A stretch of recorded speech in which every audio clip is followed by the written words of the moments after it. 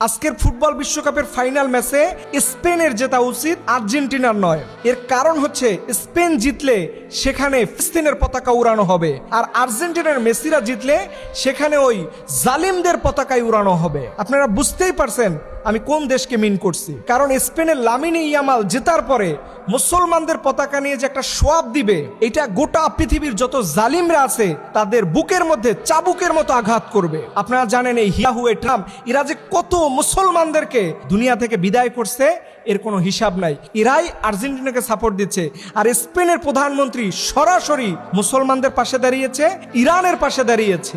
আমরা ভুলে যাই যে ফুটবল খেলা একটা রাজনীতি, কিন্তু আমরা অনেকে আবেগে গা ভাসাইয়া বলি যে মেসির জন্য ফুটবল দেখি। তুমি জানো না এই তোমার মেসির মুখ থেকে লক্ষ লক্ষ মুসলমান দুনিয়া থেকে বিদায় হওয়ার পরেও তার মুখ থেকে তাদের পক্ষে ন্যূনতম 2 সেন্টেন্সের একটা স্ট্যাটাস দেখা যায় না। ইভেন মেসির 10 নম্বর জার্সি গায়ে দিয়া কত মুসলমানদের কলিজার টুকরা শহীদ হয়েছে, এইটা দেখার পরেও আজ পর্যন্ত মেসি এটা নিয়ে একটা স্ট্যাটাস দেয় নাই। ফুটবল খেলা এটা কি রাজনীতির বাহিরে?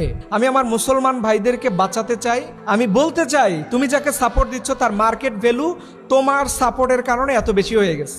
জাস্ট তোমার সাপোর্টের কারণে যত বেশি যাকে দেখবে, যত বেশি যার জন্য রিয়াক্ট করবে, এটা তার ভ্যালু বাড়িয়ে দেয়। এটাই সিস্টেম। সো সেই ভুল সিস্টেমের মধ্যে মুসলমান যেও না। তোমরা জানো না এই খেলার রাজনীতিটা সম্পূর্ণ আমার ভাইদেরকে শেষ করার প্ল্যান করা হয়।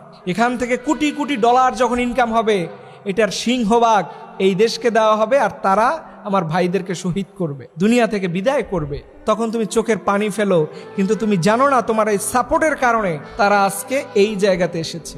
এইটা অনেকের কাছে ভালো লাগবে না, অনেক মুসলমান এই কথা সহ্য করতে পারবে না। এই কথাগুলো অনেক মুসলমানদেরকে আমি মিষ্টি খাওয়াইয়াও বিশ্বাস করাইতে পারবো না। কারণ এদেশের রাজনীতি আর খেলা নিজের বাপকে ভুলাইয়া দেয়। আল্লাহ রব্বুল আলামিন যেন আমার মাধ্যমে ইসলামের বিন্দু মাত্র কোনো ক্ষতি না হয়, আল্লাহ যেন সেইভাবে কবুল করে। সবল না, আমেন।